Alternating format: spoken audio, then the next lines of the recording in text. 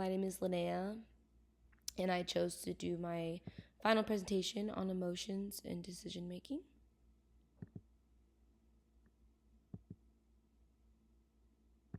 So I first chose to go over what are emotions. So emotions are the body's response to stimuli. They can have visceral and external responses. So visceral, like inside the body, like increased heart rate, high blood pressure. And they can also have external responses like facial expressions, and like chills or goosebumps.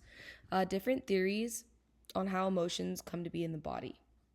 So I'm going to go over those kind of in order. There's the three main theories for emotions. So the first one is going to be the bottom-up theory. This one was mainly founded and studied by American psychologist William James and Danish physiologist Carl Lang in the late 19th century. And this theory basically is that emotions are a response to the body's physical reaction. So physical reaction comes first, and then your body kind of responds to that. So like I'm feeling really nervous because I'm shaking, that kind of thing. The next one is the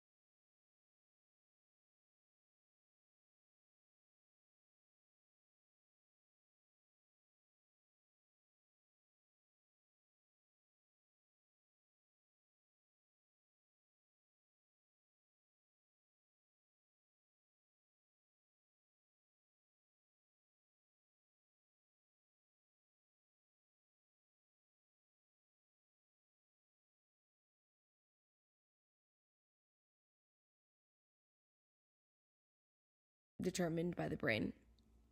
And the next one, the most modern one, is the two-factor theory.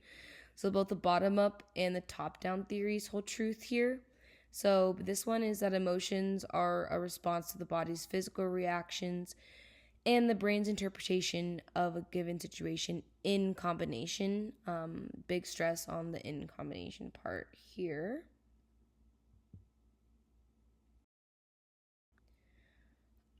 And then basically emotions in the brain. So the ventral striatum, the anterior hippocampus, and the amygdala.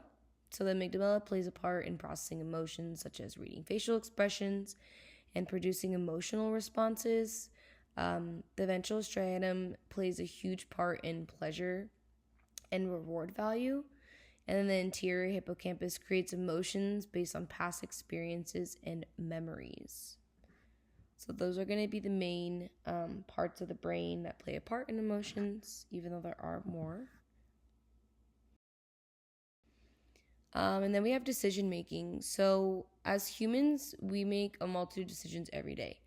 Whether it's, deciding which side of the bed to wake up on, what to wear, which side to start brushing your teeth on, to like big decisions like picking a major in college, deciding, which way to go to work. I mean, big decisions, little decisions that have big effects, and vice versa. Decisions we make form who we are as individuals. Decision making in the brain. So multiple areas in the brain are involved in decision making, such as the dorsolateral prefrontal cortex and the ventral striatum again. Some areas of the brain play a role in both emotions and decision making.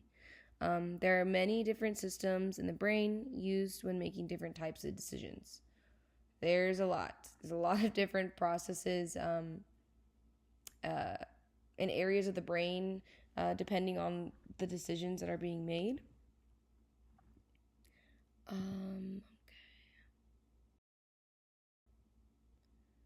So the main key points here are that emotions prioritize what matters, speed up decision making, provide gut feelings from past experiences, assign value to different choices, and motivate behavior, among other things.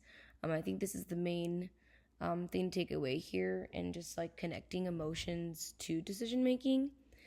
Without emotions, humans struggle to make even simple decisions, as emotions make us part of who we are and offer diversity among humans.